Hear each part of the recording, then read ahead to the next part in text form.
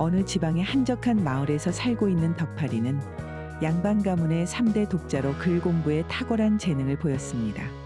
덕파리 막 18살이 되자 마음이 급했던 그의 아버지는 한시라도 빨리 덕파리를 장가를 보내고 자손을 봐야 한다는 생각에 어느 날 마을에 유명한 매파를 집으로 불러 아들 덕파리의 혼처를 알아봐 달라고 했지요. 진사 어르신, 그러니까 덕파리 도련님을 말입니까요? 아, 그럼 내가 자식이 덕파리 말고 더 있는가? 자네가 좀 힘을 써서 될 수 있으면 한양에 살고 있는 그런 규시로 좀 알아봐 줬으면 좋겠구만. 덕파리가 이제부터는 과거 시험을 보기 시작할 텐데 말이요. 아, 그럴라면 과거에 급제하기 전까지 처가살이를 하더라도 한양에서 지내는 편이 좋을 것 같아서 그런다네. 거시기 그러니께 거 찾아보면 한양에서 양반 가문에 시집을 오고 싶어하는 그런 집을 찾는 것은 가능할 것 같은데 말이어요. 그란디 다른 사람은 몰라도 덕파리 도련님한테 아직 혼사는 좀 이르지 않겠습니까요? 자네 지금 그것이 무슨 소리인가? 우리 아들놈이 어디가 어때서? 아, 양반 가문 3대 독자에다가 글 공부도 어디에서 빠지지 않으니 몇 년만 공부를 하면 과거 시험도 떼어놓은 당상 아니겠는가? 덕파리 도련님이 글 공부가 뛰어난 것을 이 동네 사람들 중에 모르는 사람이 어디 있겠습니까요, 어르신? 그란디 글 공부에만 너무 뛰어난 것이 문제니께 그러제라. 도련님이 책만 볼지 알지 순진해도 너무나 순진해 놓으니께 매파인 내가 이런 말씀을 드리는 것이 쪼깐 것이기 한디 덕파리 도련님은 아직 시간이 좀 더 필요하지 않겠냐 이 말이지라. 뭐시라? 아, 그 문제야말로 장가를 가면 자연스럽게 해결이 되는 문제 아니겠는가? 내 말일세 더 나이가 들기 전에 손주를 봐야 마음이 편할 것 같으니 말이요. 자네는 괜한 소리 말고 그 한양 쪽에 괜찮은 자리나 좀 빠른 시일 내에 알아봐 주시게나. 아하, 알겠습니다요 어르신. 매파가 황진사의 부탁을 받고 덕파리의 혼처를 알아본 상대는 덕파리보다 8살 연상의 한양에 살고 있는 명옥이라는 처자였습니다. 명옥은 홀 어머니와 함께 살고 있었는데 거상이었던 아버지가 세상을 뜨며 남기고 간 재산이 상당했었지요. 그렇기에 돈보다는 가문의 이름값이 더 중요했던 명옥의 어머니는 어떻게든 부잣집보다는 양반 가문에 자신의 딸을 시집 보내고 싶어 했기에 매파에게 간곡히 부탁을 했었던 것이었습니다. 그렇게 글 공부에 특출난 청년이라고 하는디 네 생각은 어쩌냐잉 명호가? 어머니 일단 나이가 너무 어리고 당장 매파가 거 세상 물정을 모른다고 말할 정도인데 그것이 마음에 너무나 걸리는구만요. 이것이 나이를 그라고 묻고도 아직도 태평한 소리를 하는구만. 그러니까 뭘 잘 모를 때 우리가 먼저 나서서 확 잡아야 하지 않겠냐? 거기다가 과거에 합격할 때까지는 처가살이를 자처한다고 하니 우리 입장에서야 이것보다 더 좋은 조건이 어디에 있겠냐 명호가? 명옥이는 집안에 재산이 있다고는 하나 자신이 시집을 가버리면 어머니 혼자 쓸쓸하게 지낼 것을 걱정하여 여태 이런저런 핑계를 대며 시집 가는 것을 미뤄왔지만 처가살이를 하겠다는 덕파리 집의 조건이 그런 명옥의 마음을 기울게 만들었지요. 그렇게 두 집안의 요구가 서로 맞아떨어지니 덕파리와 명옥이의 혼담은 생각보다 더 빠르게 진행이 되어 혼담 이야기가 나온 지 한 달도 채 되지 않아 덕파리는 명옥이와 혼례를 치르게 되었습니다. 그리고 첫날 밤이 되자 여자 경험이라고는 전무한 덕파리는 긴장이 역력한 표정으로 신방에 앉아 멀뚱멀뚱 명옥이를 쳐다만 보고 있었지요. 부부인, 거 미안하구려. 내 태어나서 단 한 번도 여자와 단 둘이 한 방에 있어 본 적이 없다 보니 도대체 이 상황에서 무엇을 어찌해야 할지 도무지 모르겠구만 그려. 덕팔이 긴장되는 자신의 마음을 솔직히 털어놓자 명옥은 조용히 미소를 지으며 덕팔이에게 작은 술잔에 술을 한 잔 따라주었습니다. 서방님께서는 그저 평소 주무시는 것처럼 이부자리에 누워만 계시면 되십니다. 그리하여 덕팔이는 명옥이 따라준 술을 한 잔 마시고는 어두운 방에서 부인 명옥에게 다가가는 순간 갑자기 신방 밖에서 서걱서걱하는 소리와 함께 창에는 칼 그림자가 스쳐 지나가지 않겠어요? 덕팔이는 그 그림자를 보고 경기를 일으키듯 쏘스라치게 놀라기 시작했습니다. 때는 2해 전 어느 여름날 밤, 지금은 돌아가신 장난기 많은 덕팔의 할머니가 덕팔이를 놀려줄 요량으로 무서운 이야기를 하나 들려주었습니다. 옛날 어느 마을의 옥선이라는 홍기를 훌쩍 넘은 처자가 같은 마을 부잣집 호래비에게 시집을 가게 되어 첫날 밤을 보내는데 평소 마을에서 옥선이한테 마음을 품고 있었던 진수라는 총각이 자신을 두고 옥선이 시집을 가버린 것에 앙심을 품었는지 술에 잔뜩 취한 채로 한창 첫날 밤을 보내고 있을 옥선이의 집에 찾아갔다지 뭐냐. 그나마 다행으로 진수가 방에 들어가기 전 마당에서 행랑채에서 잠을 자지 않고 있던 그 호래비 집 머슴 봉섭이한테 발각이 되어 이후 진수는 관아에 넘겨져 형장의 이슬로 생을 마감했는디 말이다. 그 뒤로도 이상한 것은 진수의 한은 그대로 남았는지 이후로도 바람이 부는 스산한 밤만 되면 옥선이 집에서는 진수가 찾아왔을 때처럼 바람이 칼을 스치면서 들리는 서걱서걱하는 소리가 들렸다고 하는구나.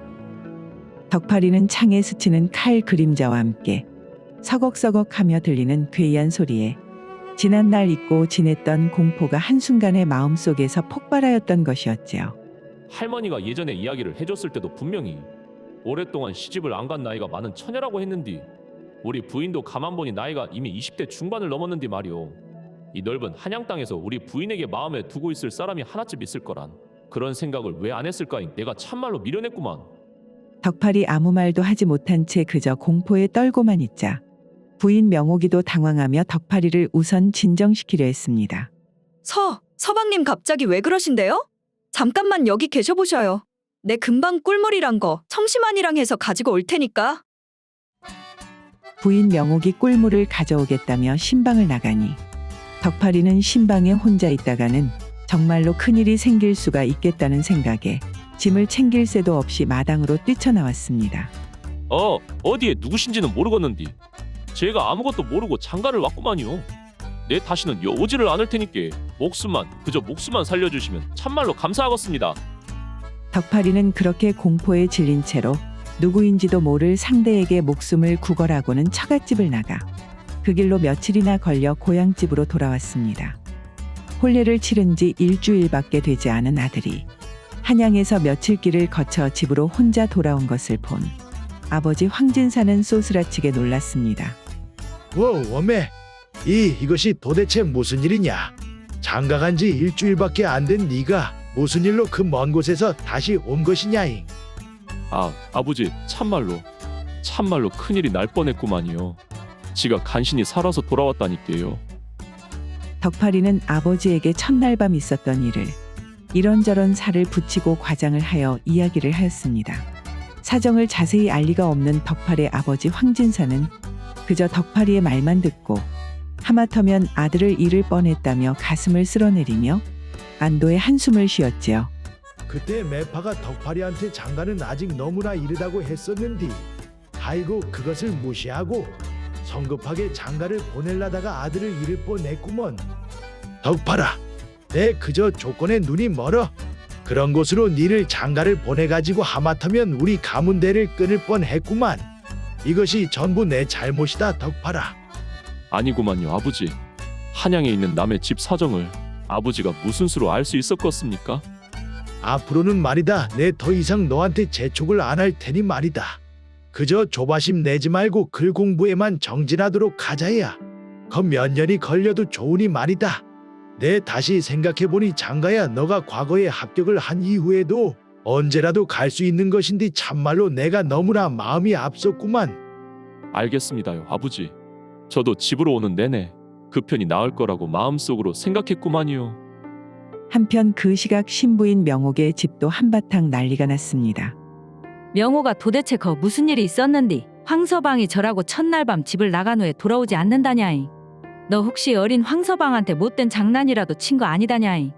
아니구만요 어머니. 서방님이 뭐에 놀라셨는지 호롱불을 끄자마자 몸을 사시나무 떨듯이 떠시더만 제가 꿀물을 가지러 간 사이에 집을 나가버렸으니 도대체 뭐 때문에 그렇게 놀란 건지 저 역시도 궁금해 죽겠는디 이제 어떻게 알 방법이 있겠습니까요? 하이고 내 그저 양반 가문이라는 것 하나에만 눈이 멀어서 혼사를 밀어붙인 게 아무래도 화근이지 싶구만. 황서방이 언제 다시 우리 집으로 올지도 모르는 노릇이고 행여 앞으로 평생 안 돌아온다고 치면 너가 시집가서 첫날 밤도 제대로 못 치른 것이 동네방네 다 소문이 퍼진 마당에 앞으로 인자 누가 너한테 장가를 올라고 하겠냐이. 웜에 가만 보니 이것이 내 욕심에 딸려 앞길을 막아버린 꼴이구만. 어머니 무슨 말을 그리 하십니까요? 서방님이 무슨 이유로 그렇게 집을 나가셨는지는 짐작이 안 가지만서도 내가 착실하게 집을 잘 지키고 있으면 그래도 언젠가는 돌아오지 않겠습니까? 그리하여 명옥이는 그날 이후로 밤이 되면 호롱불의 의지에 바느질 등을 하며 혼자서 외롭게 신방을 지키기 시작했습니다. 이후 시간은 손살같이 흘러서 어느덧 20년이 흘렀습니다. 그 사이에 덕파리는 과거에 급제를 하여 고향에 있는 관청에서 근무를 하게 되었고 춘심이라는 처자에게 장가를 가 아들도 하나 가지게 되어 남 부러울 것 없는 행복한 시간들을 보내었습니다. 그리고 명옥이와의 과거는 마음속 가장 깊은 곳에 묻어둔 채로 다시는 꺼내보지 않았지요. 하루는 한양에서 살고 있는 고향 친구 갑수에게 초대를 받아 덕파리는 몇 년 만에 한양길에 올라 친구의 집을 찾았습니다. 그리고 둘은 그간에 쌓아놓은 이야기를 풀어놓느라 밤이 깊어지는지도 모른 채 술잔을 나누었지요. 아, 우리 아들놈이 글쎄 그 나이에 벌써 천자문을 전부 뗐지 뭔가. 요즘은 내 참말로 아들 보는 재미로 사는구만. 돌아가신 우리 아버지가 예전에 왜 그리 빨리 대를 이으라고 했는지 이제야 이해가 가더라 이 말이지. 허허, 덕팔이 이 친구가 늦은 나이에 자식을 보더니 아주 팔불출이 다 되어버렸구만. 그렇게 한창 분위기가 무르익어 가고 있을 때쯤 갑자기 집 마당에 심한 바람이 불더니 덕파리의 귀에 묘하게 낯익은 서걱서걱 거리는 소리가 들리기 시작하면서 사랑방 창에는 칼 그림자가 스쳐 지나가는 것이 보이지 않겠어요?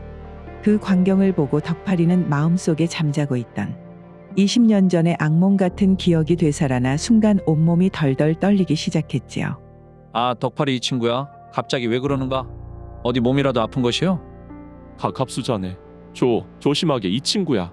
지금 밖에 누가 찾아왔는지는 모르는데 말이오. 아, 어떤 사람이 자네한테 원한을 품은 건지 누가 문 밖에 지금 칼을 들고 찾아왔구만. 덕팔이 그리 말하자 갑수는 깜짝 놀라 방문을 슬쩍 쳐다보았습니다. 그러더니 갑자기 호탕하게 웃음을 터뜨리는 것이 아니겠습니까? 아니, 이 친구가 실성을 했나? 자네 이 심각한 상황에 자네 웃음이 나오는가? 내 자네가 어릴 적부터 참 겁이 많은 친구인 것을 알았네만 그래도 이 정도 일 줄을 몰랐네. 덕팔이 자네 정말 오랜만에 만나서 나에게 큰 웃음을 선사해 주는구만. 저 소리는 이 친구야. 대나무 잎이 바람에 스치는 소리고 자네가 말하는 칼 그림자라는 것도 달빛에 비친 대나무잎 아닌가? 무엇이라고? 이 소리가 지금 대나무 잎소리란 말이요? 그것이 참말인가 자네? 아, 참말이고 말고 생각해보니 우리 고향에서는 대나무 보기가 힘들기는 했구만. 평생을 너무나 두려워서 마음속에 꽁꽁 숨겨놓았던 그 소리가 겨우 대나뭇잎 소리였다는 말에 덕파리는 다시 한번 곰곰이 생각을 해보니 불현듯 20년 전 명옥의 집 신방 밖에도 대나무가 있었다는 사실이 기억이 났습니다. 그리고 덕팔의 머릿속에 처갓집의 대나무가 아른거리기 시작하자 덕파리는 말 그대로 세상이 뒤집어지는 기분이 들었지요. 몸에 내가 도대체 내가 무슨 짓을 저지른 것이냐 대체. 덕팔이 이 친구야. 술 마시다 말고 갑자기 어디를 가는가 이 친구야?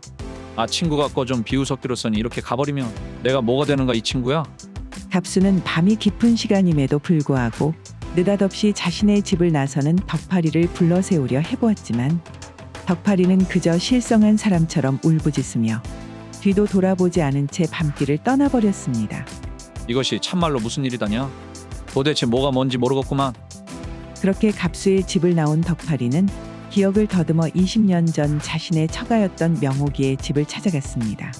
그리고 명옥의 집에 도착을 해 신방으로 썼던 방문을 확인해 보니 그곳에서는 아직도 어느 여인이 바느질을 하고 있는 그림자가 호롱불로 인해 창호문에 비춰지고 있었지요. 한참을 방문 앞에 서서 들어갈까 말까 망설였던 덕파리는 가지고 있는 용기를 전부 쥐어짜내 입을 열었습니다. 부인, 덕파리가 왔구만. 들어가겠네. 떨리는 손으로 방문을 열었더니 이것이 웬일입니까? 미안함의 눈물로 가득 찬 덕파리의 흐릿한 시각으로 방 안을 들여다보니 부인 명옥의 모습은 자신이 뛰쳐나왔던 20년 전의 모습과 조금도 변함이 없이 그대로이지 않겠습니까? 덕파리는 자신이 지금 보고 있는 광경이 믿기지 않아 손으로 눈물을 훔치고 다시 제대로 부인의 모습을 보니 그제서야 그 곱디 고운 새 신부의 얼굴에 주름이 가득 올라온 것이 보였지요. 세월이 참 많이도 흘렀습니다. 그러게나 말일세. 장모님께서는 지금 주무시고 계시단가? 어머니는 서방님께서 첫날 밤을 치르지 않고 나간 후 며칠가 지나지 않아 모든 게 자신의 잘못이라며 심하게 자책을 하시다 결국 화병을 얻으셨는지 자리에서 일어나지 못하시고 그만 돌아가셨습니다. 웜에 그랬구마잉.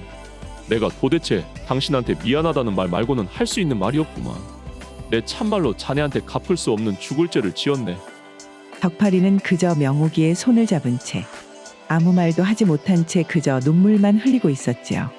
그렇게 한참을 둘은 말없이 서로만 바라본 채로 고요한 정막이 흐르는 가운데 먼저 입을 연 것은 명옥이었습니다. 서방님 다른 것은 다 괜찮으니 20년 전 첫날 밤 어찌된 영문으로 집을 나가셨는지 그 이유나 좀 알려주시지요. 그날 이후로 저는 영문도 모른 채 이렇게 생과부 신세가 되어 누구의 품에도 안기지 못한 채 이 방에서 당신만을 기다렸습니다. 지난 20년의 세월 동안 아무리 생각을 해보아도 내 미천한 상상력으로는 그날 밤 무슨 일이 있었는지 도무지 짐작조차 가지 않습니다.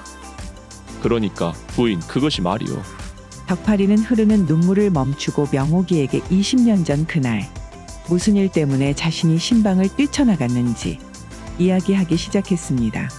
그리고 이야기는 자연스레 이후 자신이 살아온 이야기로 옮겨가 과거 급제를 한 일과 또 다시 장가를 간 일, 그리고 아들을 얻은 일까지 명옥이에게 빠짐없이 털어놓았지요. 덕팔이의 말을 작은 대꾸도 없이 조용히 듣고만 있었던 명옥은 덕팔이의 이야기가 끝나자 기다렸다는 듯이 입을 열었습니다. 한 가지 부탁이 있는데 괜찮겠습니까? 부탁 말이오. 무엇이든 원하는 것이 있으면 말을 하시오. 내가 가능한 것이면 전부 들어드리리다. 20년 전 마무리하지 못한 채로 남겨두었던 첫날 밤의 한을 풀어주시어 제 마음속에 그간 쌓인 한을 조금이나마 덜어주셨으면 합니다. 첫날 밤에 한을 풀어달라니. 그것이 무슨 말이오 당신? 명옥이는 덕팔이의 물음에 대답 대신 조용히 호롱불을 껐습니다. 밤하늘에는 달이 환하게 떠 있고 어디에서부터 시작되는지 알 수 없는 바람은 또다시 명옥의 집 앞 대나무 잎을 스쳐 지나가 서걱거리는 소리를 만들었지만 그 소리는 더 이상 덕팔이의 귀에 위협적으로 들리지 않았습니다. 다음 날 아침이 되고 잠에서 깬 덕팔이는 앞으로 이제 어떻게 해야 하나라는 깊은 고민에 빠져 아무 말도 못한 채 그저 멍하니 앉아 있었습니다. 20년 전의 그날처럼 부인 명옥이는 그런 덕팔이를 보며 다 이해한다는 듯이 미소를 지으며 말을 건넸지요. 서방님께서는 이미 새로 장가를 드신 지 10수년이 되었고 거기다가 슬아의 아들까지 있으니 이제 그만 본가로 돌아가시지요. 어젯밤 전까지 저는 평생 첫날 밤을 치르지 못할 것이라 생각했었는데 이렇게 20년 만에라도 첫날 밤을 치르게 되었으니 저는 이제 죽어서도 여한이 없습니다. 어젯밤 제외했을 때와 달리 한결 가벼워진 명옥의 목소리에 덕팔이는 오히려 강한 책임감이 느껴졌습니다. 명옥 씨. 아니 부인. 여기서 조금만 기다려 주시구려. 내가 어떻게든 지난 세월을 보상할 방법을 한번 찾아볼 테니께. 하이고 행여 죄책감이나 책임감 때문에 그런 말을 하는 것이라면 저는 진짜로 이제 괜찮습니다. 자, 얼른 더 늦기 전에 본가로 돌아가시지요, 서방님. 괜찮다고 계속해서 자신을 안심시키는 명옥이에게 덕팔이는 꼭 지난 세월을 보상하겠다는 약속을 남기고 부인 춘심이 기다리고 있는 집으로 발걸음을 옮겼습니다. 한양에서 돌아온 덕팔이는 부인 춘심이를 마주하자마자 죄인처럼 얼굴이 굽기 시작하더니 잘 다녀왔다는 인사도 제대로 할 수가 없었습니다. 춘심은 근심거리를 좀처럼 숨기지 못하는 남편의 성격을 너무나 잘 알고 있었기에 뭔가 일이 있어도 보통 큰일이 아니구나라고 생각을 하여 아들을 잠시 이웃집에 맡기고는 덕팔이를 조용히 안방으로 불렀습니다. 서방님, 거 한양에서 대체 뭔 일이 있었는디 표정이 그렇게 껄쩍지근합니까요? 마누라 일은 무슨. 그냥 갑수만 만나고 오는 길이구만. 갑수만. 일은 뭔 놈의 일이오. 하이고 아무것도 없는디 괜히 사람을 떠보는 구만 그려. 원매, 어디 10수년을 살을 맞대고 같이 산 마누라를 속여 먹으려고 그러십니까? 제가 직접 갑수 씨를 만나러 한양까지 갈 채비를 해야 말을 바른 대로 하려고 그란데요? 그것이 그러니까 마누라. 거 화내지 말고 한번 들어보시게. 어떤 내용인지 들어봐야 화를 낼지 말지 결정을 할 거인디 이 양반이 사람 불안시랍게 우째 이러십니까잉? 하이고 그러니께 그것이 말이오. 이것이 다 대나무 소리 때문에 벌어진 일인디 그것이. 덕팔이는 부인 춘심이에게 명옥이에 대해서 상세히 이야기를 했습니다. 덕팔이의 이야기가 진행되면 진행될수록 부인 춘심이의 얼굴은 점점 잿빛으로 변해가더니 덕팔이의 이야기가 끝나자마자 그녀는 불같이 화를 내었지요. 20년이나 기다린 본처가 있다고 지금 말씀을 하시는 겁니까요? 부인 내가 죽을 죄를 지었구만. 그래도 내 이렇게 자네에게 숨기지 않고 솔직하게 털어놓지 않았는가? 아니 내 말은 20년이나 기다린 본처가 한양에 떡하니 있는디 도대체 지금 무슨 생각으로 한양에서 여기까지 혼자 내려오신 거랍니까? 거 사람이 20년이나 기다리면 되었지. 도대체 얼마나 더 기다리게 하실 생각이냐 이 말입니다. 무엇이라 자네 지금 그것이 무슨 말인가? 나는 괜찮으니께 얼른 한양으로 사람을 보내갖고 그분을 모시고 오시라니께요. 그동안 그분은 혼자서 얼마나 한이 많이 쌓였겠습니까? 대신 서방님 거시기 나한테 약조 하나만 해주셔야 쓰겄습니다. 부인 약조라니 어떤 것을 말하는 것이오? 나는 그분이 오시면 그분을 성님으로 모시고 앞으로 첩으로 살아도 괜찮으니께 말이어요. 대신 우리 아들 흥수만은 본처의 자식으로 올려주셨으면 하구만요. 알았구만. 알았소. 내 꼭 그리 하겠구만. 내 자네한테 평생 갚을 수 없는 빚을 져버렸구만. 그래. 그걸 알고 계시면 나중에 성님이 오시더라도 거 나를 홀대하지 말고 잘하시구랴. 참말로 내 서방님 때문에 별것을 다 겪는구만요. 부인 춘심의 허락을 얻은 덕팔이는 머슴을 한양으로 보내 명옥이를 자신의 집으로 데리고 왔습니다. 명옥이 머뭇거리면서 조심스럽게 집으로 오니 춘심이는 어색해하는 명옥이 무안하지 않게 먼저 마당으로 달려가 명옥의 손을 꼭 잡고 말을 건네었지요. 하이고 성님 내 이야기 다 들었구만이라. 웜에 그동안 긴긴 세월 참말로 못 살 세상 사시었소. 내 안 그래도 평생 우로 언니가 없었던 것이 참말로 아쉬웠는디. 앞으로는 성님이 나를 친동생처럼 좀 이쁘게 봐줬으면 좋겠구만이라. 그래요. 제가 이렇게 오게 된 것이 진짜 면목이 없기는 한데 제가 더 잘 부탁드릴게요. 잘 부탁드린다면서 동상한테 그렇게 말을 높입니까요? 거 편하게 말 낮추시라니께요. 그려. 진짜로 내가 참으로 염치가 없기는 한데 앞으로 잘 부탁하구만 동상. 춘심이는 아들 흥수에게도 명옥이에게 인사를 시키게 하였으며 앞으로 친어머니라고 생각하고 따르라 하였지요. 흥수 역시 명옥이 오기 전에 자초지종을 자세히 들었던지라 아무런 저항 없이 명옥이를 새 어머니로 받아들이게 되었습니다. 그리고 이후 춘심이와 명옥이는 물론 처음에는 의견이 맞지 않은 등 서로 간의 갈등이 생기기도 하였지만 시간이 흐르면서 지혜롭게 잘 풀어나가 서로 힘을 합심해서 덕팔이의 내조의 힘을 쏟아 가문의 힘을 키우는 데 최선을 다했다고 합니다. 몇 년의 시간이 흐른 뒤 어느 날 덕팔이 춘심이와 함께 산책을 하면서 물은 적이 있었습니다. 마누라 그때 말이오. 몇 년 전 내가 처음으로 그 본처에 대해 내가 자네에게 털어놓았을 적에 어떻게 자네는 스스로 첩이 되어도 상관없다고 본처를 성님으로 모시겠다며 자처하면서까지 데려오자고 할 수가 있었는가? 나로서는 암만 생각해도 이해가 안 돼서 내 한번 물어보네. 내가 당신이 본처가 있었다는 것을 몰랐으면 상관없지만서도 일단 알아버렸으니 달리 어떻게 할 도리가 있었겠습니까? 다른 사람의 하늘 기반으로 만들어진 행복이 오래가면 얼마나 오래갈 수 있겠습니까요?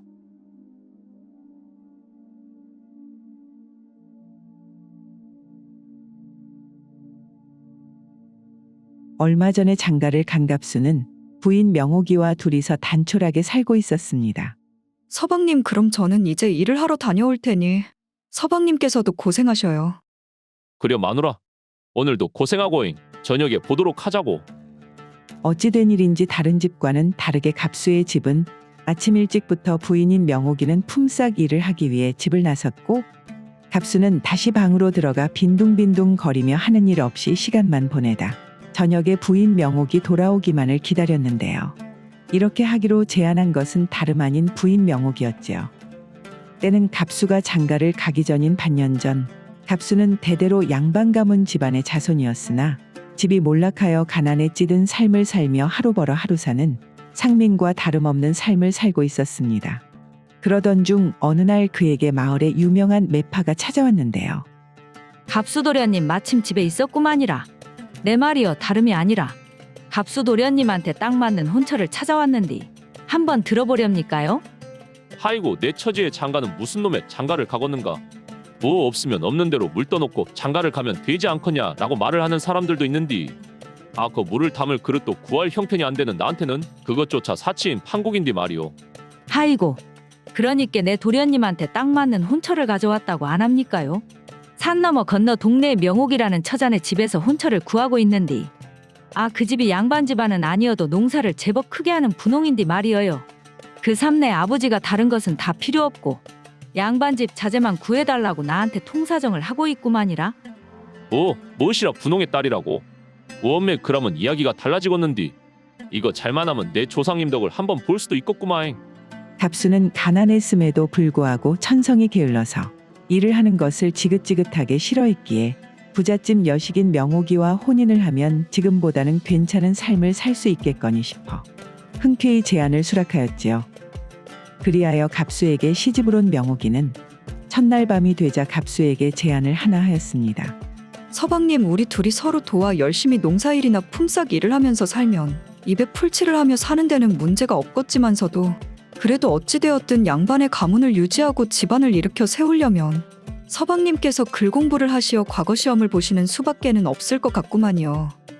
과거 시험 말인가 자네? 내가 우리 집안이 망한 이후로 손에서 책을 놓은 지가 벌써 10년은 넘었는데 어찌 이제 와서 다시 책을 잡고 과거 시험을 보겠는가? 그리고 우리 집처럼 일이 가난한 집에서 어찌게 그 과거 시험을 준비한단 말이오. 시험 때마다 한양까지 가는 노잣돈도 그 솔찬히 들 텐디. 서방님께서 공부를 하신다고만 하시면 제가 나가서 품삯 일을 하든 아니면 친정으로가 도움을 받든 무슨 일을 해서라도 지원을 해드릴 테니 서방님께서는 그저 다른 것은 걱정 안 하고 글 공부에만 열중하시는 조건으로 하시면 어떻습니까요? 무엇이라? 글 공부만 하는 조건으로 말인가? 생각을 해보니 그 책을 읽는 신용만 하면 나는 일을 안 나가도 된다는 말이잖여. 몇 년 정도 해보다가 안 되면 이 사람도 제풀에 포기하자고 할 것이고 어찌되었든 나한테 나쁠 것은 없는 이야기구만. 그래요? 마누라 그렇게 함세. 양반 가문의 자손으로 태어났으면 과거 시험에 도전을 하는 것이 당연한 권리이자 의무 아니겠는가? 그동안 내가 집안이 가난하여 책을 멀리 한 것이지. 나도 조건만 이렇게 받쳐준다면 할 수 있는 그런 사람이구만. 그리하여 그 다음 날부터 매일같이 명옥은 아침 일찍 품삯 일을 하기 위해 집을 나섰으며 갑수는 방에 틀어박혀서 책을 펴놓은 채 그저 부인 명옥이 돌아올 때까지 한량처럼 시간을 때우며 글 공부를 하는 척을 하였습니다. 그렇게 5년이라는 세월이 지났습니다. 그 사이 갑수는 벌써 3번이나 과거 시험을 보았지만 그저 매일같이 책을 펴놓고 시간만 보내는 갑수였기에 당연히 합격할 리가 없었지요.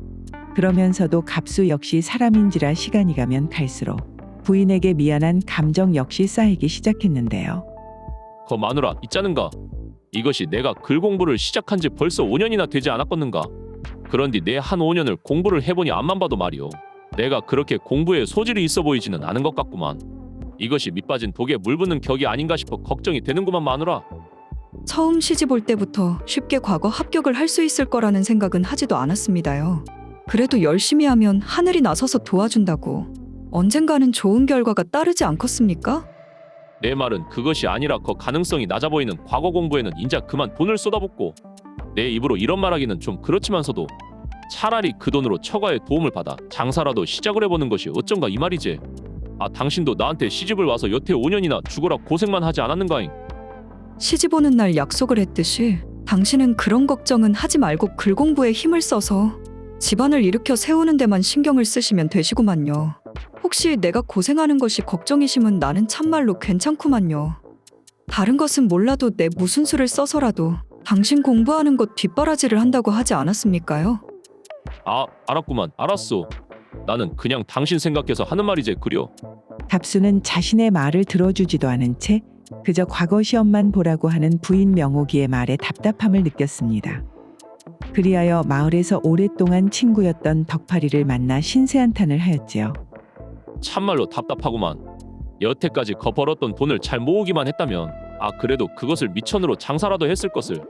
도대체 우째 그 어려운 과거 시험만 보라고 고집을 하냐 이 말이야. 그 공부라는 것도 다 자네같이 집안 사정이 괜찮거나 뜻이 있는 사람들이나 하는 것이지. 지 남편이 어떤 사람인지도 모르고 밑빠진 독에 물을 붓고 앉아있구만 5년이나. 아이고 이 친구야. 자네 부인은 이왕 양반집에 시집 온 것 어떻게든 자네 집안을 다시 세워보려고 그렇게 죽기 살기로 매일같이 품삯이를 하러 나가는데 말이오. 자네는 이 상황에서도 그런 불평만 하고 앉아있는가? 압수 자네는 자네 부인이 어떻게 돈을 벌고 있는지 알기는 하는가? 아 덕팔이 이 친구가 갑자기 성을 내고 그런디야. 아 어떻게 돈을 벌든 거 각자 집안에 사정이 있는 것이지. 그러고 막말로 공부를 거 아무나 하는가? 이 친구가 아주 긁게나 읽는다고 친구를 위로해주지는 못할 망정 성인군자 같은 소리를 하고 앉아있구만. 되었네 되었소. 내 자네한테 아주 괜한 소리를 꺼냈구만. 시간은 다시 그로부터 3년이 흐르고 갑수가 과거 공부를 시작한 지도 무려 8년이나 지났습니다.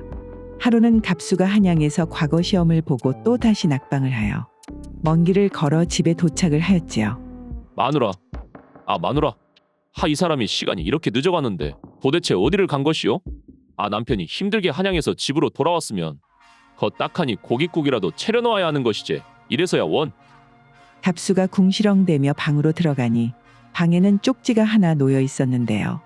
쪽지에는 부인 명옥이 친정에 일이 있어 3일 정도 집을 비울 테니 걱정하지 말라고 쓰여 있었지요. 생각해보니 내 장가를 들었을 때 첫 해를 빼고는 처가에는 한 번도 발걸음을 하지 않았구만. 이것이 가만 보니 8년이나 되었는디. 아이고야 참말로 나도 나구만. 그제서야 무려 8년이나 처가에 발걸음을 한 번 하지 않은 것에 죄책감이 느껴진 갑수. 갑수는 오랜만에 처가에 인사라도 드리고 명옥이도 데리고 올 겸 겸사겸사 8년 만에 처가가 있는 마을로 향했습니다. 그렇게 산을 하나 넘고 20리길을 걸어 처가에 도착을 하니 이것이 웬일입니까? 분명히 8년 전 장가를 갔을 때는 엄청난 부잣집은 아니었지만 그래도 제법 기품이 있었던 기와집은 사라지고 허름한 초가집만 그곳에 떡하니 있는 것 아니겠습니까? 웜에 이것이 누구여 자네 이서방 아닌가? 자네가 여기까지는 무슨 일로 다 발걸음을 하였는가잉? 장모님 그간 안녕하셨습니까?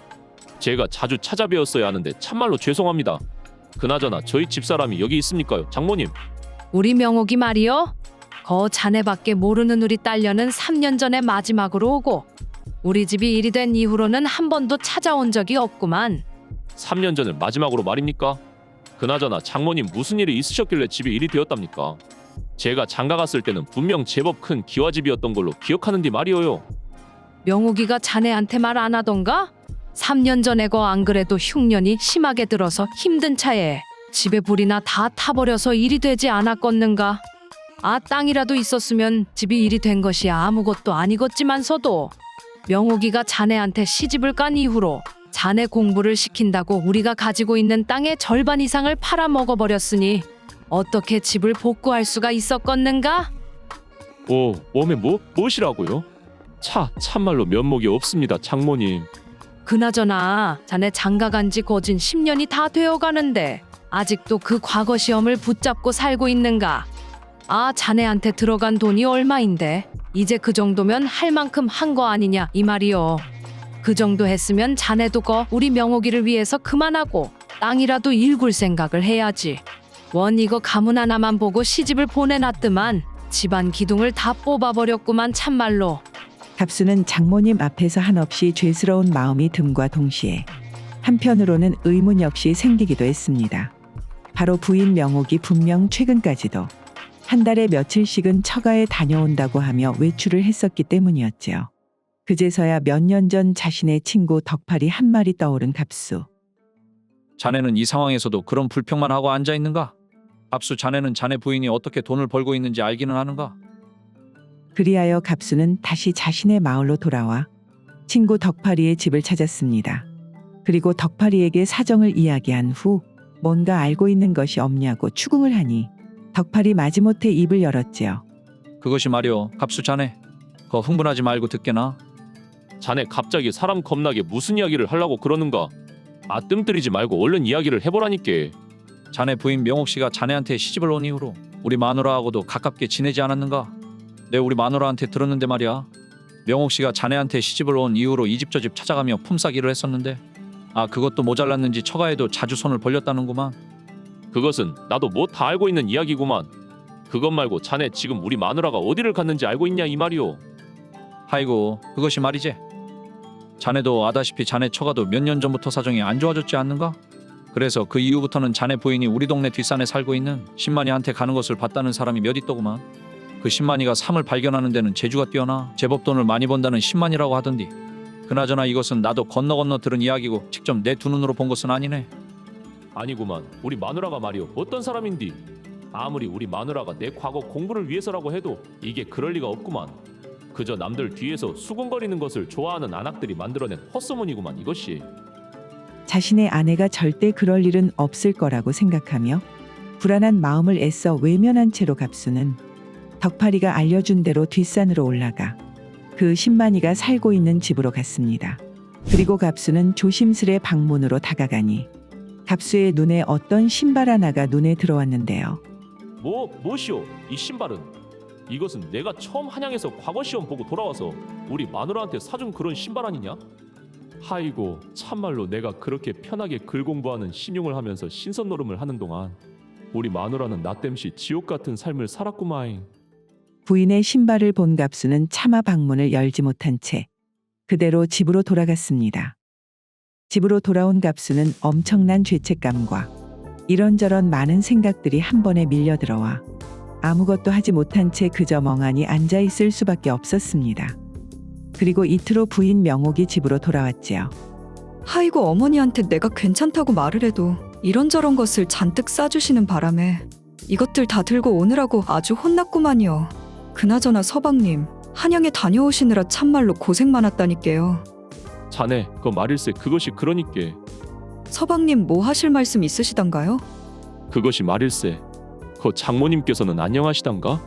하이고 여적 건강히 잘 계시지요. 그럼은 어머니가 그래도 서방님이 과거에 합격을 하려면 이런 것 저런 것을 잘 챙겨 먹여야 쓴다면서 닭도 잡아다 줬으니까 조금만 기다리시구려. 내 얼른 백숙이랑 만들어서 저녁 차려드릴 테니까. 알았네. 그 장모님께 감사히 잘 먹었다고 꼭 좀 전해주시게.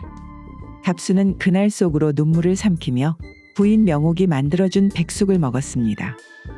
그날 이후로 갑수는 완전히 다른 사람이 되었습니다. 아침에 일을 나가는 명옥이보다 먼저 일어나서 공부방에서 자리를 잡고 공부를 시작했으며 저녁에 명옥이 일을 마치고 집에 돌아와서도 부인과 함께 잠자리를 갖는 것도 잊은 채 늦은 밤까지 글 공부를 하였지요. 서방님, 시간이 벌써 삼경이 지나가는데 아직까지도 책을 보고 계십니까요? 이것이 한번 집중을 하게 되니 좀처럼 멈추기가 쉽지 않구만. 내 좀 더 책을 보다 갈 테니 자네 먼저 얼른 잠자리에 드시게나. 그렇게 책을 오래 붙잡고 있는 것을 보니까 이번에는 달라도 뭐가 다르겠구만요. 아, 글 공부도 좋은데 그래도 다 먹고 살자고 하는 일이니 너무 늦지 않게 잠자리로 오시라니까요. 그 이후로도 비가 오나 눈이 오나 이전과는 달리 갑수는 손에서 책을 놓지 않았지요. 그리고 시간은 다시 3년이 지나 한양으로 가 과거 시험에 응시를 한 갑수는 그동안의 노력을 보상이라도 받듯이 마침내 과거 시험에 급제를 하게 되었는데요. 마누라 드디어 내가 해냈구만 그려. 나한테 거 시집와서 10년이 넘는 세월 동안 참말로 고생 많이 했구만. 인제 내가 그동안 고생했던 것 다 보상해 줄라네. 갑수는 말 그대로 금이환양하며 한양에서 집까지 한달음에 달려왔지요. 그리고 부인 명옥이를 부르며 방에 들어가 보니 이번에도 3년 전과 마찬가지로 명옥이는 집에 없지 않겠어요? 뭐시오? 그래도 어디를 간다고 하면 꼭 어디를 간다 쪽지라도 남겨두는 사람이었는디. 가만히 있어봐라. 이것이 도대체 어떻게 된 일이라냐? 평소 하루 이상 집을 비울 때면 꼭 쪽지를 남기고 갔던 부인이었지만 아무 말이 없이 집이 비어있는 것을 보고 갑수는 무엇인가 이상한 낌새를 느꼈습니다. 그리하여 혹시나 하는 마음의 친구인 덕파리에게 찾아갔는데요. 덕파리 과거 시험을 마치고 온 갑수를 보자 기다렸다는 듯이 말을 꺼냈지요. 안 그래도 내 자네가 언제 오나 했구만. 거 놀라지 말고 듣게나 갑수. 자네 부인 명옥이가 말일세. 아, 비구니가 되어서 절로 들어가 버렸다고 하지 않는가? 비구니 말인가? 안대가 이제서 과거를 이렇게 떡하니 급제를 해가지고 와서 인자부터는 더 이상 고생할 필요 없이 호강할 일만 남았는디 갑자기 비구니는 웬 말이란 말인가? 그것이 말일세. 아, 자네가 몇 년 전부터 사람이 달라져서 그렇게 열심히 공부를 하니 이번 과거 시험을 보러 한양에 갈 때 우리 마을에서도 기대가 컸지 않는가? 그래서 자네가 과거 시험을 보고 한양에서 돌아오기 전에 벌써 자네가 급제했다는 소식이 먼저 마을에 전달이 되었는디. 하이고 명호가 축하한다잉. 느그 서방 갑수씨가 이번에 과거에 드디어 급제를 해불었다고 안 그러냐잉? 뭐시라고야? 은수가 네 지금 그것이 참말이냐잉? 우리 서방님이 과거 시험에 급제를 해불었다고야? 그렇다니까 그러네. 그동안 10년이 넘는 세월 동안 참말로 네가 고생이 많았다야. 인자고 언니는 완전히 고생 끝나고 인생이 탄탄대로처럼 펴불었구만. 아, 자네 합격 소식을 들은 자네 부인이 무슨 영문인지 그 소리를 듣고는 바로 집으로 가더만 짐을 싸들고는 바로 절로 들어가서 비구니가 되어버렸다고 하더라고. 그 이야기를 들은 답수는 사람들을 시켜 비구니가 된 부인 명옥이를 데려와 달라고 부탁을 하였고 다음 날 밤이 되어서야 명옥이는 승복을 입은 채로 사람들의 손에 이끌려 집으로 돌아오게 되었지요. 아, 마누라. 이제야 그동안 당신이 고생했던 거 전부 다 보상을 받을 수 있는 그런 날이 왔는디. 도대체 10년을 넘게 그 고생을 해놓고선 어째 이제서 느닷없이 비구니가 되겠다고 절로 들어갔단 말인가. 내 참말로 이해가 되지를 않는구만. 갑수가 명옥이를 다그치자 명옥이는 아무 대꾸도 하지 못한 채 그저 눈물만 흘렸지요. 그리고는 이내 숨을 고르더니 아, 그것이 말이어요. 당신도 아마 알고 있을 거라고 생각을 하지만서도 아무리 서방님 공부 뒷바라지를 위한 일이라고 하기로써니 이미 몇 차례나 부정한 일을 저지른 내가 어떻게 당신이 과거 급제를 했다고 해서 마냥 좋다고 부인 노릇을 하겠습니까? 그래도 어찌되었든 당신이 과거에 급제를 한 것을 보았으니 나는 그것으로 만족을 하고 속세와 인연을 끊고 싶었구만요. 이 사람아, 그렇게 자네만 속세랑 인연을 끊고 살면 나는 얼씨구나 하며 혼자서 행복하게 살 줄 알았는가. 어찌 그런 생각을 할 수가 있단 말인가. 갑수는 속에서 끓어오르는 뜨거운 마음을 참지 못하고 부인 명옥이를 와라 끌어안았습니다. 이후 갑수는 명옥이의 외도를 다시는 물어보는 일 없이 평생 동안 마음에 묻어두었다고 합니다. 그리고 관직에 들어가 생활이 안정이 된 이후에는 자신을 위해 고생했던 처가 식구들도 전부 집으로 모시고 와서는 부인 명옥이와 함께 오랫동안 알콩달콩하게 살았다고 하네요.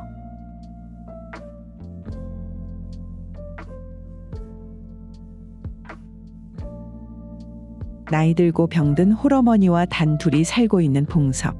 그는 병약한 어머니를 모시기 위해 마을에서 가장 부자인 천석군 부자 홍배대감의 집에서 소장농 생활을 하고 있었지요. 봉섭이는 일반 소장농들 두세 사람 일을 혼자서 할 정도로 워낙에 힘이 세고 일을 잘했기에 홍배대감의 총애를 받으며 지내고 있었는데요. 하지만 그와 동시에 다른 소장농들의 질투와 시기의 대상이기도 했지요. 아야 덕파라. 말이여, 큰일이 났다야. 홍배대감님이 이번에 날이 심하게 가문다고 병처리를 내보내기로 결정을 했다는구만. 뭐시라고야 덕삼아, 그것이 참말이냐? 그래도 병철이도 여홍배대감 내 논을 일군 지도 벌써 5년이 다 되어가는디 아무리 날이 좀 가문다고 해도 그런 병철이를 내보낸다는 것이 말이 되는 일이냐 이것이? 아, 날이 감으로서 내보낸다는 것은 거시기 그저 핑계가 필요하니 그리 말하는 것 아니겠냐? 진짜 원인은 따로 있는 것이지. 자네 또 봉섭이 말을 하는 것인가잉? 하기는 저 봉섭이가 들어온 이후로다가 벌써 3년 만에 2명이나 나가는구만. 그러니까 말이오, 저놈이 그 일 좀 잘한다고 다른 소장농들은 생각 안 하고 몇 사람분 일을 혼자 해버리니 홍배대감이야 뭐 흉년 냄새만 맡아도 누구를 내보낼까 생부터 하고 앉아있는 것 같더라고.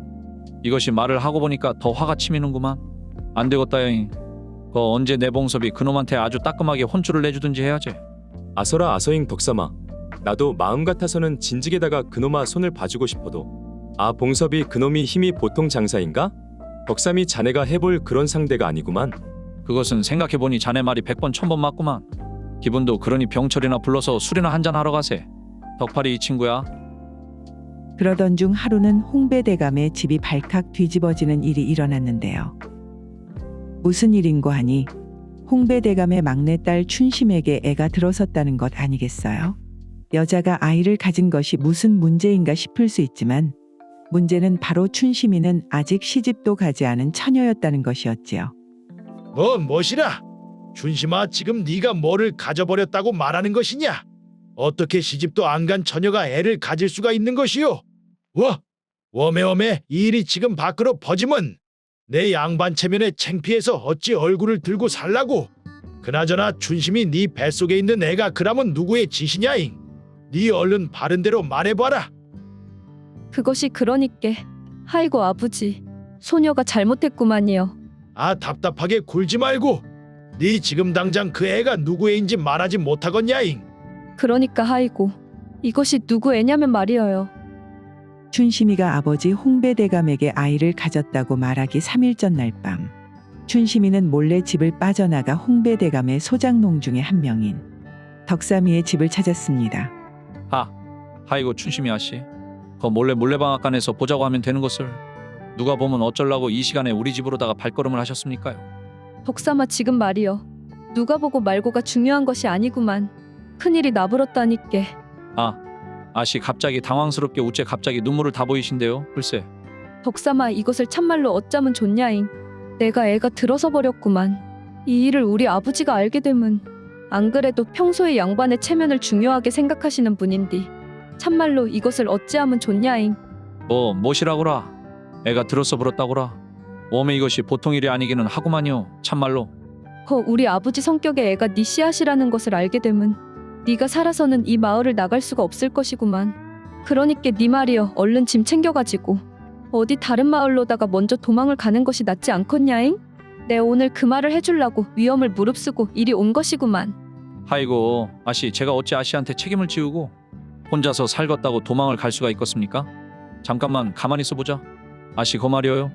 내 생각해보니 좋은 수가 있을 것 같구만요. 좋은 수 말이여?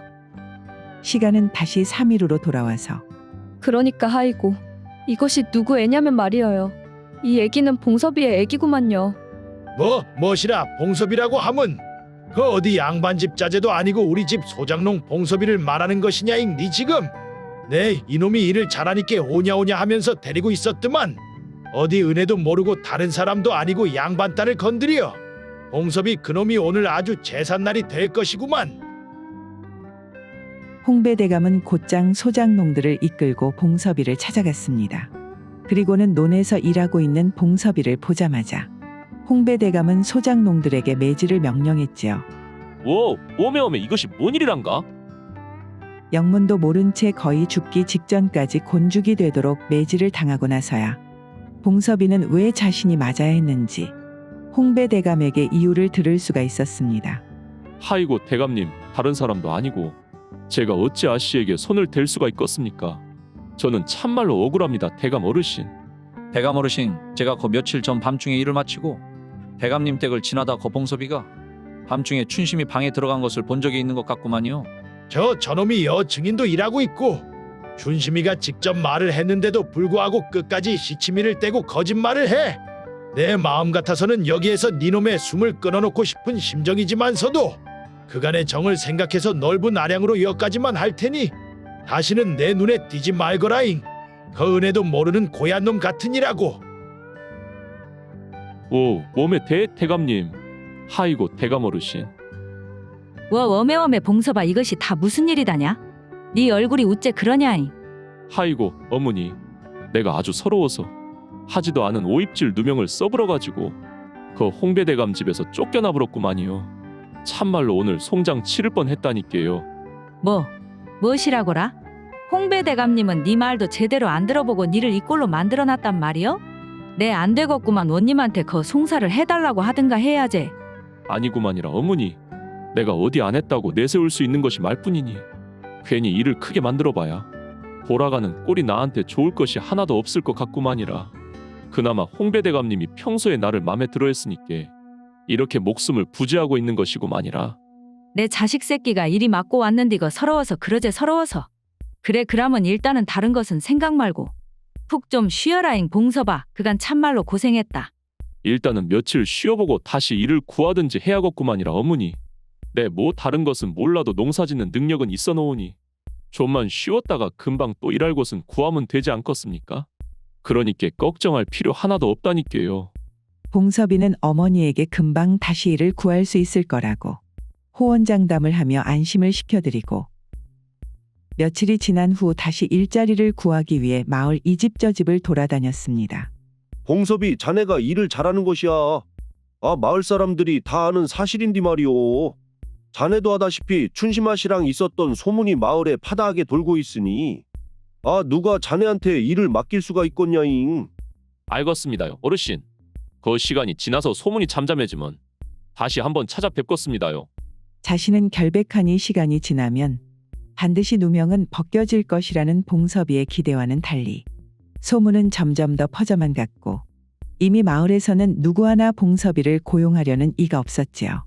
하이고 거 내 누명을 풀 수 있는 방법이 딱히 있는 것도 아니고 그저 좀 지나면 잠잠해지겠지라고 생각했는디 내가 너무 순진했구만.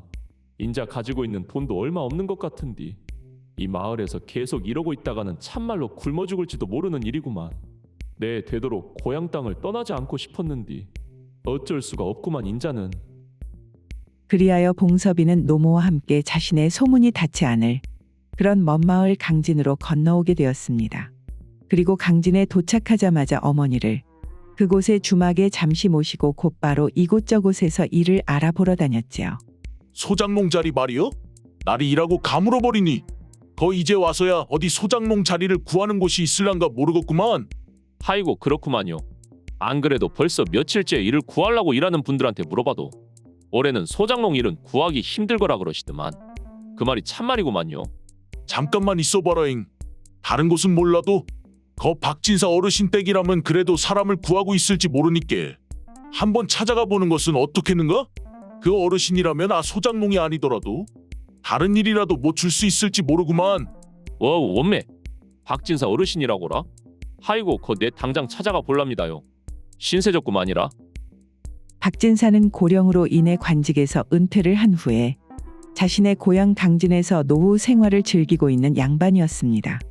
그는 애석하게도 3년 전 유일한 자식이었던 아들과 사별을 하고 과부가 되어 수절을 하고 있는 며느리 은숙이와 함께 살고 있었는데 마을에 큰 재난이 찾아올 때는 가끔 곳간을 열어 마을 사람들을 도와주기도 하여 인심이 좋기로도 정평이 난 인물이었지요.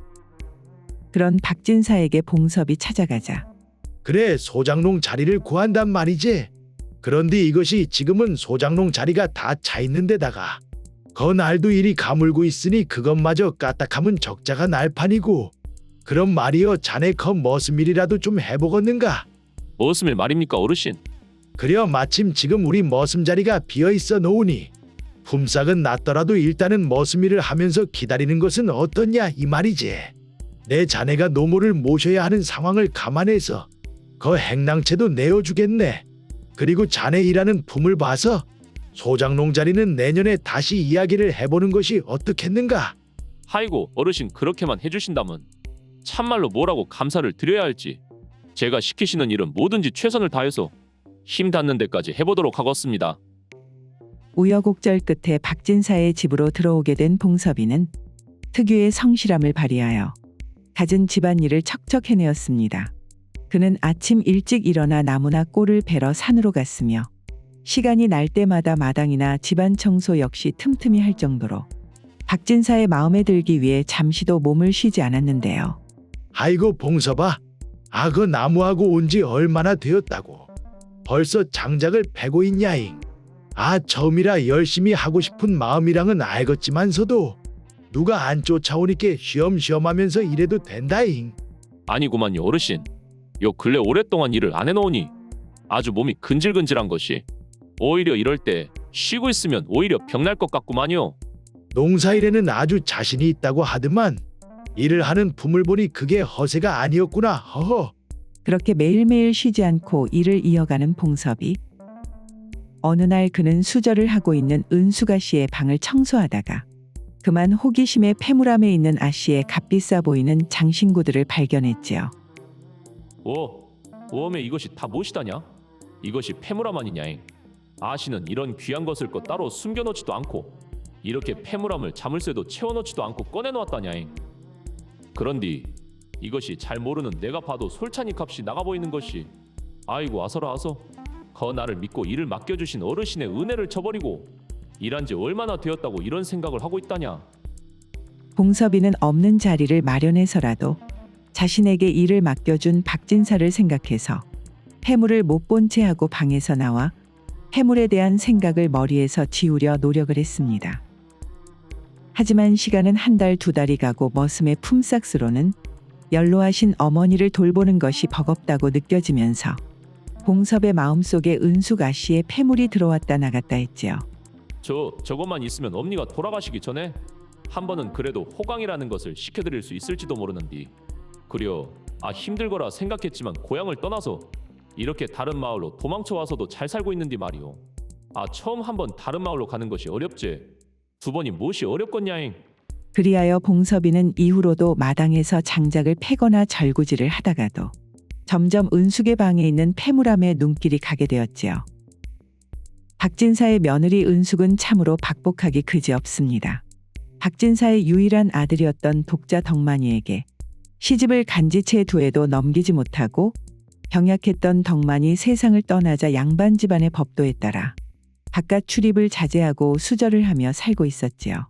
만약 그녀에게 자식이라도 있었으면 자식을 키우는 마세라도 살았겠지만 남편이었던 덕만이 워낙에 병치레가 잦아 부부간의 정을 통하기 힘들었기에 아이가 생기기도 전에 덕만이 세상을 떠난 것이었습니다. 그런 그녀에게 최근에 신경이 쓰이는 사내가 생겼는데 2달 전 노모와 함께 머슴으로 들어온 봉섭이었지요. 거 봉섭이라고 이 집 머슴으로 들어왔습니다. 앞으로 잘 부탁드리고 시키실 일 있으시면 행랑채에서 저희 어머니와 함께 살고 있으니께 언제든지 찾아주시라니까요. 그려 봉섭이라고? 그래 앞으로 수고해 주시게나. 시댁의 높은 담벼락이 옥의 창살처럼 답답하게 느껴질 때쯤 봉섭이의 등장은 은숙이에게 신선한 자극이었습니다. 처음에 그를 마주쳤을 때부터 자신의 남편이었던 병약한 덕만이와 달리 노동으로 단련되어 있는 우람한 봉섭이의 몸에 은숙이는 자신도 모르는 사이 눈과 마음이 끌리게 되었지요. 최근에는 봉섭이 역시 자신과 같은 마음이었던 것인지 일을 하면서도 자신의 방을 흘끔흘끔 쳐다보는 봉섭이의 시선을 은숙이는 느낄 수가 있었는데요. 하이고가 처음 볼 때부터 나를 보고 쑥스러워하는 것 같더만 요즘은 아주 저라고 대놓고 힐끔힐끔 거리면서 일하는 중에도 나를 살피는 것이 이것이 필시 나한테 마음이 있는 것이 틀림없구만. 겉딱 봐도 위치가 위치이니 나한테 쉽게 다가오지 못하는 것 같은데 뭐 이미 서로 마음을 확인한 이상 여기에서 더 지체해봐야 시간 낭비만 하는 것 아니겠어? 그리하여 은숙은 봉섭이 평소 밤중에 화장실을 가기 위해 자신의 방 앞을 지나가야 하니 그 점을 이용하여 방문을 조금 열어둔 채로 봉섭이에게 속고 차림을 보여주어 그를 유혹하기로 했습니다. 한편 그 시간 봉섭이는 그래 바로 오늘이구만 오늘. 거둔 한 번만 딱 감고 패물을 가져다가 평생 나만 바라보면서 고생하신 우리 엄니 제대로 한번 호강시켜드리는 것이요. 마침 그날 봉섭이는 은숙이의 방에 있는 패물을 훔치기로 결심을 하였고 발소리를 죽인 채로 은숙의 방으로 잠입하기로 했습니다. 봉섭이가 은숙의 방으로 조용히 들어가자 그곳에는 은숙이 몸이 다 드러난 채로 이불도 제대로 덮지 않고 잠을 자고 있었는데요. 오엄의 아씨는 누가 보면 웃잘라고. 거 문도 조금 열려있는 것 같더만 저런 차림으로 주무시고 있다냐. 이거 까딱 잘못해서 걸리기라도 하는 날에 도둑놈이 아니라 또 추행범으로 몰리게 생겼구만. 하이고 그것 때문에 여기까지 온 것을 생각하면 참말로 어메 이것이 뭔 소리요. 발걸음 소리 아니다냐. 이쪽으로 오는 것 같은디. 봉섭이 은숙의 패물함으로 손을 뻗으려는 순간 마당에서 발걸음 소리를 듣고 황급히 은숙의 방의 작은 쪽문을 통해서 부엌으로 몸을 숨겼습니다. 그리고 문틈으로 방을 들여다보며 다시 기회를 살폈지요. 방으로 들어온 사람은 다름이 아닌 박진사였는데요. 아이고 거 뒷강 가는 길에 문이 열려져 있어 들어왔더만. 애미가 부끄러운지 모르고 저라고 속고 차림으로다가 아주 이불은 덮지도 않고 자고 있구만. 아이고 이딱한 것 서방도 없이 홀로. 그래도 암만 여름이라고 해도 감기라도 걸리면 며칠을 고생할 것인디 이불이라도 덮어줘야지. 그렇게 혼잣말을 되뇌이며 박진사는 허리를 숙여 며느리의 이불을 덮어주려고 하는 순간 다리에 힘이 풀려 은숙의 몸 위로 넘어지고 말았지요. 거 봉섭이 자네 왔는가?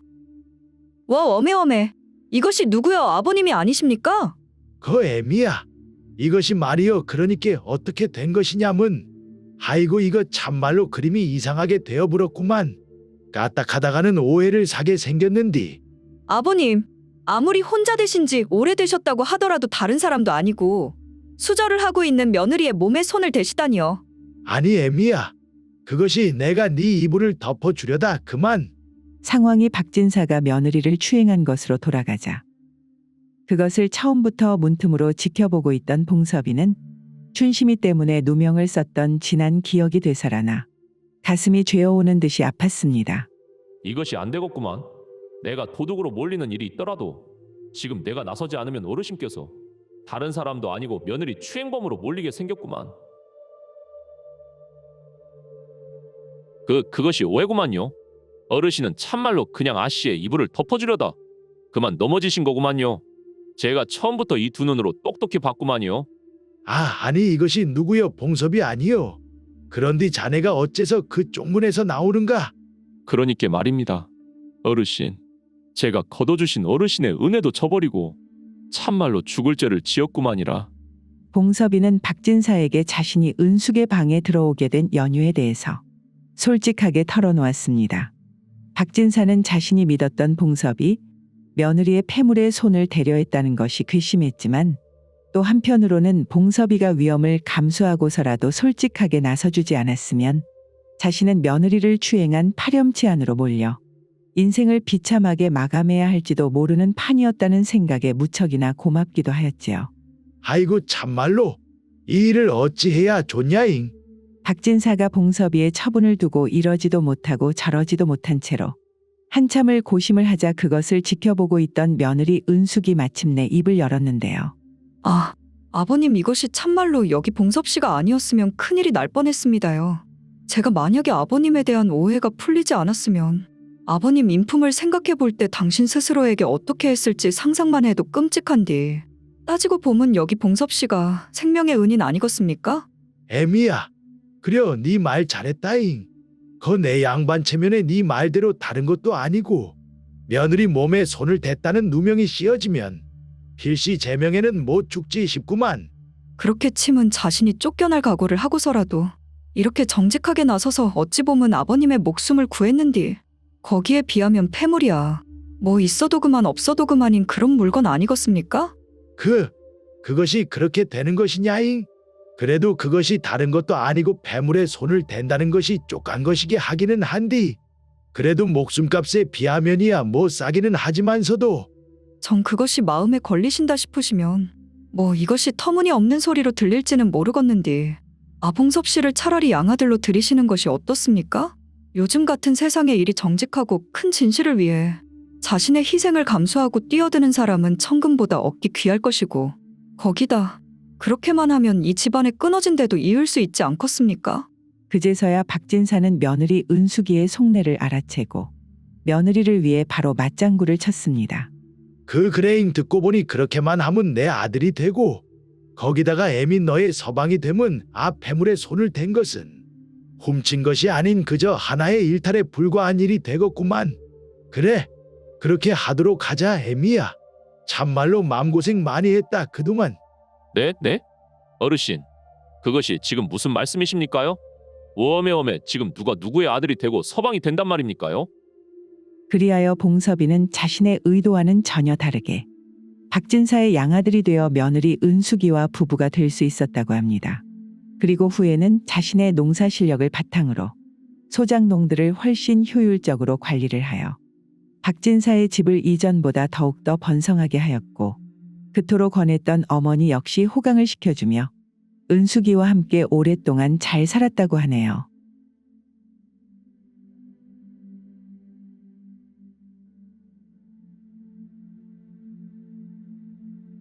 춘심이는 홀어머니와 함께 나주의 한 고을에서 살고 있었습니다.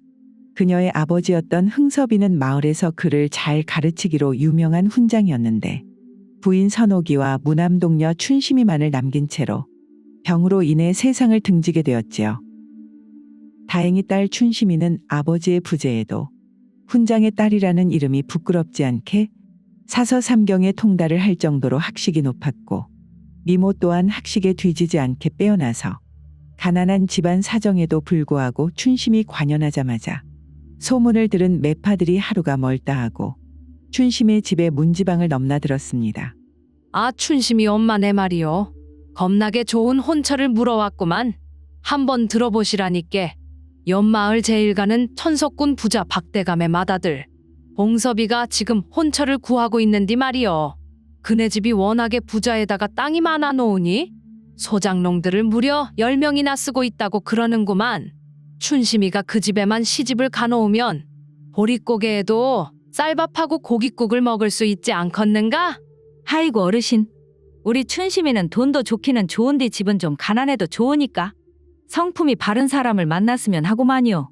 우리 집도 가난한 판국에 괜히 부잣집으로 시집을 가면 거기서 얼마나 눈치를 보겠습니까? 못이라 성품 말이요.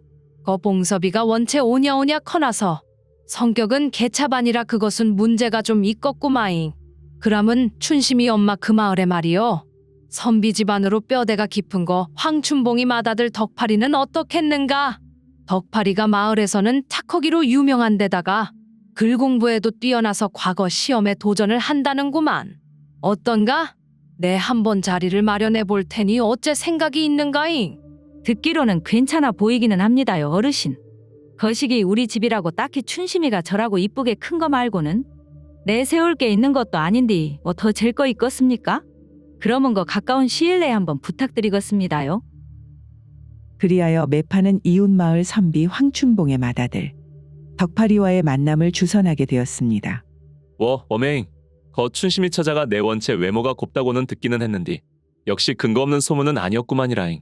제가 이미 초시를 합격해 놓은 상태이니께 거 춘심이 처자 같은 좋은 사람한테 내조를 잘 받을 수가 있다면 서로서로 좋은 결과가 있지 않겠습니까요?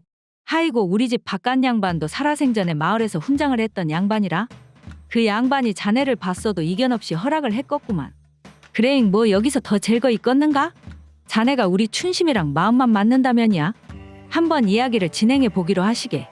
한번 물고가 트기 시작한 두 집안의 혼담은 순식간에 진행이 되었고 마침내 두 집안은 다음 달 날을 잡자고 서로 합의를 보았습니다. 그렇게 원만하게 덕파리와의 혼사가 결정되고 일주일 정도가 지났을까요? 아침부터 두 집안의 만남을 주선을 담당했던 매파가 울상을 하며 춘심의 집으로 찾아왔는데요.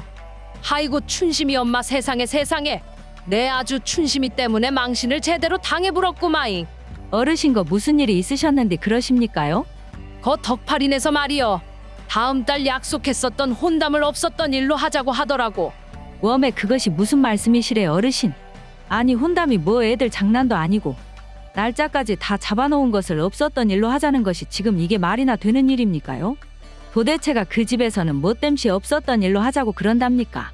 뭐 그 사이 더 괜찮은 혼처라도 찾았다 그럽니까요? 춘심이가 남자가 있어 놓으니 파혼을 하자고 하는 것이지. 우째 덕팔이네 집안 탓을 한단가? 그리고 춘심이 니도 참말로 니구만. 거 만나는 사람이 있었으면 거 그 사람을 계속 만나면 될 일이제. 니도 보기보다 참말로 욕심이 많다야잉. 내 덕팔인에서 잘 알아보지도 않고 주선을 해줬다고. 아주 망신만 겁나게 당하고 왔구만 그래. 춘심이가 만나는 남자가 있다니 그것이 무슨 말씀이십니까요? 아야 춘심아, 지금 이 어르신께서 무슨 말씀을 하신다냐? 어머니, 지금 저도 어르신께서 무슨 말씀을 하시는지 하나도 모르겠구만요. 뭐시여? 이 반응은? 지금 이것이 참말을 말하는 것이요 아니면 거짓말이 능숙한 것이요? 춘심이가 거 장례를 약속한 사람이 있는디 매파를 통해서 다른 혼처를 알아봤다는 소문이 마을 사람들뿐만 아니라 지금 옆마을 덕팔이네 귀에 들어갈 정도로 다 퍼졌는디 자네들은 여태 그것을 몰랐는가잉? 뭐시라고라? 도대체 그것이 무슨 말씀이시래요? 춘심이와 그녀의 어머니 선옥은 매파가 하는 말이 도무지 이해가 되지 않았습니다. 태어나서 한 번도 다른 사내와는 교제를 하지 않았던 춘심이 장례를 약속한 사람이 있다고 할 뿐만 아니라 그 일을 이미 마을 사람들까지 전부 알고 있다고 하니 정말이지 귀신이 곡할 노릇이었는데요. 그리고 그날 밤이 돼서야 춘심은 도대체 왜 그런 소문이 마을에 돌게 되었는지 알 수 있었습니다. 춘심아, 춘심하고 얼른 좀 나와봐라잉. 웜에 자네는 거 갑수 아닌가? 그런데 갑수 자네가 이 야심한 시간에 우리 집에는 무슨 일로 찾아왔는가? 거 장모님 참말로 해도 너무합니다요. 제가 춘심이랑 이미 정을 통한 데다가 서로 혼인까지 약속을 했는디 이렇게 나 몰래 매파를 통해서 거 춘심이를 다른 집에다가 시집을 보내려고 하면 춘심이만 바라보고 있었던 나는 어쩌라고 그러는 겁니까요? 웜에 갑수씨 그것이 무슨 말이시랍니까? 제가 언제 갑수씨랑 혼인을 약속하고 거기다가 정을 통하다니요? 저는 지금 갑수씨가 무슨 말을 하는지 하나도 이해가 안 되는디 말이어요. 하이고 춘심아, 거 장모님 앞이라고 부끄러워서 그러는구만. 아 지금 우리 마을뿐만 아니라 옆마을까지 네가 따로 만나는 사내가 있는 것을 모르는 사람이 없는디 말이다. 안 그래도 오늘 매파 어르신도 그 말씀을 하더만. 내 이제야 그 말이 어디에서 시작이 되었는지 알겠구만요. 거 갑수 씨가 그 헛소문을 퍼뜨린 게 맞는 것이지라?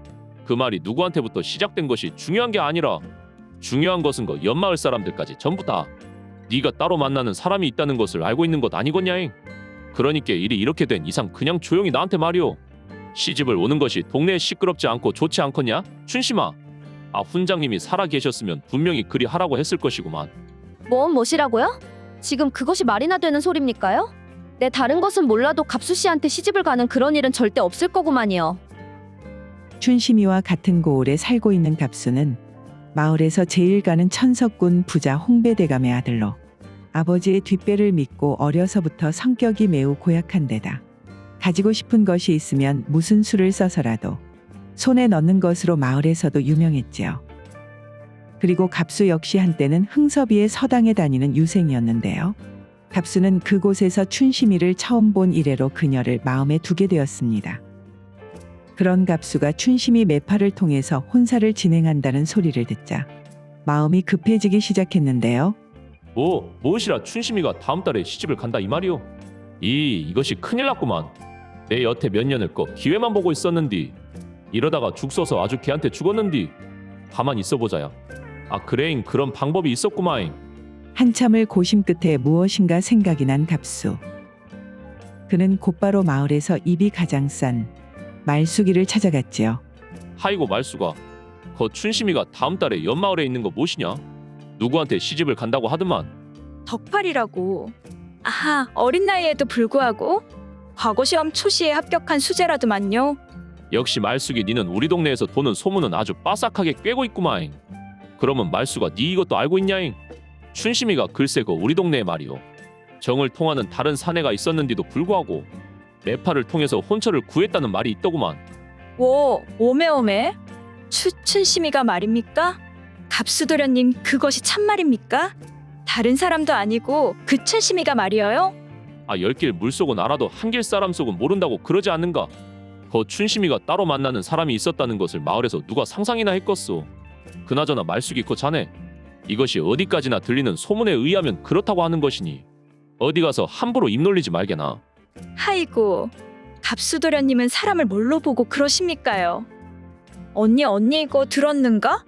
아, 춘심이가 말이여 다름이 아니라 흥섭이 어르신이 살아생전에 혼인을 허락한 그런 깊은 관계의 남자가 있었는데 어르신이 돌아가시고 나니께 춘심이가 그 남정네를 완전히 내팽겨치고 말이여 조건 좋은 옆마을 덕파리한테 시집을 간다고 그러는구만. 뭐시라고요? 네 그것이 참말이냐잉 지금. 하이고거 얌전한 고양이 부뚜막에 먼저 올라간다더만. 거 춘심이 그것이 아주 그렇게 뒤가 구린 구석이 하나는 있을 줄 알았다잉. 발 없는 말이 천리를 가듯이 소문은 순식간에 마을에 퍼지기 시작했고 급기야는 옆마을의 덕파리의 귀에까지 들어가게 된 것이었지요. 갑수가 퍼뜨린 헛소문에 춘심이는 덕파리와의 혼사가 무산이 되고 마을 사람들까지 전부 춘심이를 손가락질하기 시작하자 춘심의 어머니 선옥은 결국 화병을 얻어 자리에 눕고 말았습니다. 어머니 몸은 좀 어떠십니까요? 거 죽이랑 써왔으니 입맛이 없어도 조금만이라도 좀 드셔보세요. 하이고 춘심아. 내 살다 별하별 꼴을 다 보는구만. 거 덕파리네랑 혼사뿐만 아니라 그렇게 뻔질나게 드나들던 매파들마저 이렇게 자취를 감춰버리니 참말로 이 일을 어찌해야 좋겠냐잉 춘심아. 이왕 이렇게 된 건 말이다. 그냥 갑수한테 시집을 가는 것은 어떻겠냐 춘심아. 어머니, 이 상황에서 제가 갑수 씨한테 시집을 가버리면 거 소문으로 도는 말들이 진짜가 되어버리는 것 아니겠습니까요? 내가 춘심이 니를 못 믿는 것은 아닌디 말이오. 거 현실적으로다가 이 상황에서 갑수 말고 지금 너를 받아줄 데가 없을 것 같아서 하는 말이지. 저는 처녀 귀신으로 죽었으면 죽었제 그렇기는 싫구만요. 이것이 가만 보니까 암만 해도 안 되겠습니다 어머니. 제가 동네 시끄럽게 하기는 싫었는디 거 원님한테 고발을 해서라도 억울함을 풀어야겠습니다요. 그리하여 다음날 아침 마침내 춘심이 원님께 소를 제기하자 원님은 일단 갑수와 춘심이의 말을 함께 들어보기 위해 관하로 불러들였습니다. 원님 이런 개인적인 일로다가 송사가 진행되는 것이 참말로 죄송스럽구만요. 그런데 저랑 춘심이는 말입니다. 오래전부터 정을 통한 사이가 맞습니다요. 거 3년 전에 훈장님께서 돌아가시고 춘심이가 아버지의 죽음으로 힘들어하길래 위로를 해주다가 그만 동네 물레방앗간에서 일을 치르게 된 것이구만요. 아닙니다요, 원님. 저 갑수란 자가 예전 저희 아버지께서 훈장으로 있었던 서당에 다닐 때부터 저한테 마음이 있었던 것을 알고는 있었지만서도 저희 둘 사이에는 천지신령님께 맹세코 아무런 일도 없었습니다요. 지는 참말로 억울합니다요, 원님. 아, 마을에서 우리들이 정을 통한 것을 모르는 사람이 없는디 춘심이 자네가 아무 일도 없다고 해봐야 누가 믿겠는가? 내가 여태 태어나서 여자랑 정을 통한 것이 춘심이 너가 처음이자 마지막일 정도로 너한테는 진심이었는데 그렇게 서로 장례까지 약속했으면서 다른 혼처를 알아본다고 나를 내팽개친 것도 모자라 이렇게 송사를 벌려 사람을 공개적으로 망신을 시키다니 사람이 어찌 이리도 뻔뻔할 수가 있단 말이오. 그 소문도 갑수 씨가 퍼뜨리기 시작한 것을 누가 모를 줄 알고 원님 앞에서 이렇게 거짓말을 하십니까요? 그만. 둘 다 그만하게. 그렇게 계속해서 서로 간에 엇갈린 주장만이 오고 가자 원님은 아무런 증거 없이 서로의 주장만을 토대로 판결하기는 쉽지 않다고 생각을 하여 서로에게 일주일의 시간을 줄 테니 그동안 생각을 정리해보고 증거가 있으면 가지고 오라면서 일주일 후에 송사를 다시 판결하자 제안을 하였습니다. 그리고 그날 밤 갑수의 아버지 홍배대감은 자신을 보는 사람이 없나 주위를 연신 확인하고는 조용히 마을 이방의 집을 찾았지요. 아이고. 홍배대감님께서 이런 누추한 곳에는 웬일이십니까요? 웬일은 거 무신. 다른 사람도 아니고 거 우리 사이에. 그나저나 이방고 오늘 아주 동네가 시끄럽구마잉. 그 춘심이라는 계집 하나가 설쳐되는 바람에 조금 그렇게 되었습니다요. 홍배대감님. 오늘 워낙에 서로 간의 주장만 오가는 터라 판결이 안 나서 다음 주에 다시 송사를 한다고 하는디 갑수도련님 같이 바쁜 사람을 이런 일로 오라가라는 것이 거 원님이 우리 고을에 온 지 얼마 안 되어서 아직 마을의 법도를 잘 모르는 것 같아 그런 것 같습니다요. 부임한 지 얼마 안 된 양반이라 그런가. 송사도 한 번에 판결하지 못하고 거 영 하는 짓이 시원찮더만. 그래서 하는 말인데 이방. 거 이럴 때일수록 자네가 원님이 빨리 판결을 내릴 수 있게 좀 도움을 줘야 하지 않겠는가? 거 춘심인지 뭔지 그 아이 이야기도 좀 들어보고 사전에 조율할 수 있는 게 있으면 원만하게 처리할 수 있게 도와줘야 하는 것이 자네의 역할이지 않냐 이 말이지. 그 지당하신 말씀입니다요. 이럴 때일수록 제가 그 마을을 위해서 힘을 써야지요. 그래요. 그나저나 자네 둘째 아들이 다음 달에 장가를 가기로 날짜를 잡았다제. 내 부조는 섭섭지 않게 할 테니께 거 우리 갑수한테 피해가 가지 않도록 부탁 좀 암세그려. 서로 좋은 게 좋은 거 아니겠는가?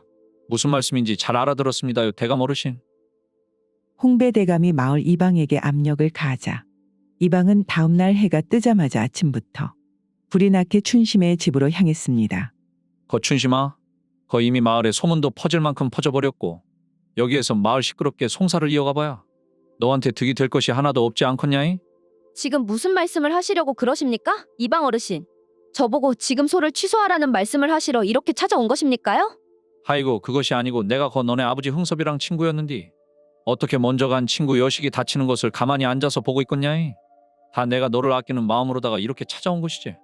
그러니까 거 이미 소문이 이렇게 나불었으니 차라리 거 갑수한테 시집을 가는 것이 현실적으로 괜찮지 않겠냐? 이 말이구만 내 말이.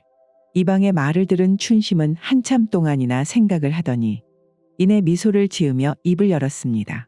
거 이방 어르신께서 저를 위해 얼마나 걱정을 해주시는지 참말로 잘 알았구만요. 그런데 말이어요, 이방 어르신. 저한테 거 송사를 이길 수 있는 결정적인 증거가 있으니께 걱정 안 하셔도 될 것 같습니다요. 무엇이라? 결정적인 증거가 있단 말이오? 제가 이방 어르신이 살아생전 우리 아버지의 친구셨고 저 역시 이방 어르신이라면 믿을만하니 알려드리는 것인디. 그러니까 제 몸에 말이어요. 배꼽 아래에 점이 3개가 있는디. 이것은 우리 어머니 말고는 아무도 모르는 일이니 이것이 바로 제 억울함을 풀 수 있는 결정적인 증거가 되지 않겠습니까요? 그렇구만. 갑수가 너랑 정을 통한 적이 없으면 그 점의 존재를 절대로 알 수 없을 테니 말이오. 참말로 잘 되었다야 춘심아이. 허허 거 멍청한 거 걸려들었구만 걸려들었어. 이 정도 정보면 거 홍배대감한테 우리 아들 부조금을 아주 두둑히 받을 수 있겠구만. 그렇게 시간은 약속했던 일주일이 흐르고 송사를 위해서 춘심이와 갑수가 다시 관아에 모였습니다. 그리고 송사가 재개되려는 순간 갑자기 이방이 나타나 원님에게 귓속말로 무엇인가 전달을 했는데요. 그래 자네 말이 일리가 있구만. 일리가 있어. 갑수 자네 말일세. 진짜로 춘심이랑 거 정을 통했다면 말이요. 혹시 정을 통해야만 알 수 있는 그런 춘심이의 몸의 특징 같은 것이 있는가? 있고 말고요 원님. 거 춘심이 배꼽 아래에 말입니다. 점이 떡하니 3개가 있구만이라. 이것은 춘심이의 몸을 자세히 본 사람이 아니면 모르는 그런 증거지 않겠습니까 원님? 뭐시라? 그것이 참말이냐? 그 말이 사실이라면 확실한 증거이긴 하구만. 거 춘심이 너는 여기에 대해서 반박할 수 있는 말이 있느냐?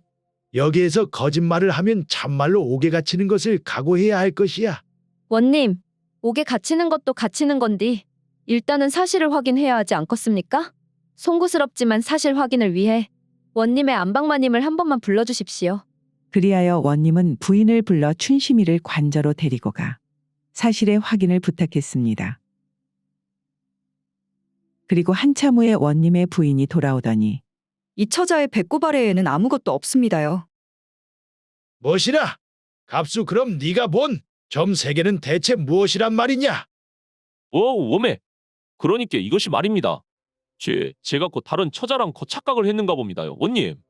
갑수 이놈, 내 놈은 분명 지난번 송사에서 여태까지 정을 통한 여성이 춘심이밖에 없다고 하지 않았느냐? 이제야 누가 거짓말을 했는지 확실해졌구나. 그런데 원님 참으로 이상합니다요. 제가 배꼽 아래에 점이 3개 있다고 말한 것은 분명히 며칠 전 이방 어르신이 우리 집에 찾아왔을 때밖에 없는데 어떻게 이 사실을 갑수 씨가 알고 그대로 말했는지 아무리 생각을 해봐도 알 수가 없습니다요. 무엇이라? 이방이 송사가 진행 중인 너를 찾아갔단 말이냐? 그리고 나한테 그 질문을 하게끔 권유한 것이고 말이지. 이제야 내 이 마을이 어떻게 돌아가는지 보이는구나. 그렇게 춘심이의 지혜로 2차례에 걸친 송사는 마침내 해결이 되었습니다. 그 결과 갑수는 곤장을 무려 20대나 한 번에 맞고 옥에 갇히게 되었고 마을 이방은 파직하게 되었지요. 이후 춘심이는 어떻게 되었냐고요? 판결이 나면 마을 안에 자신의 오해가 풀릴 것이라 생각했던 춘심이었지만 마을 사람들은 아니 땐 굴뚝에 연기가 날 턱이 없다며 여전히 춘심이에 대한 의심의 눈초리를 거두지 못했으며 덕팔이 역시도 춘심이를 등지고 다른 처자에게 장가를 가버렸기에 춘심이는 덕팔이에게 시집을 가지 못했습니다. 사람들은 자신이 믿고 싶은 것만 믿을 뿐 더 이상 사실이 어떤지는 관계가 없어지고 말았지요. 그나마 불행 중 다행이었던 것은 원님에게는 나이가 찬 아들이 한 명 있었고 이번 송사를 계기로 춘심이의 지혜에 감탄을 한 원님이 그녀를 며느리 감으로 탐을 내 바로 자신의 아들에게 소개해 주었으니 우여곡절 끝에 춘심이는 원님의 며느리가 되었다는 것이었습니다. 옛말에 실제로 보고 들은 것이 아니면 말하지 말라는 뜻으로 귀소문 말고 눈소문 하라는 말이 있습니다. 이처럼 예로부터 조상님들 역시도 소문의 무서움을 익히 알았기에 근거 없이 떠도는 말을 함부로 다른 사람에게 옮기지 말고 신중하게 확인하기를 권하는 마음으로 생겨난 말이 아닌가 하는 생각이 들며 또한 각종 정보가 난립하기 쉬운 요즘 시대에야말로 다시금 새겨들어야 하는 옛말이라 생각을 해봅니다. 오늘의 고전여행 이야기는 이것으로 마치겠습니다. 오늘도 부족하지만 긴 영상 봐주신 여러분들께 감사드리며 항상 가정의 평안이 깃들기를 바라겠습니다. 그럼 저는 다음 영상으로 다시 찾아뵙겠습니다.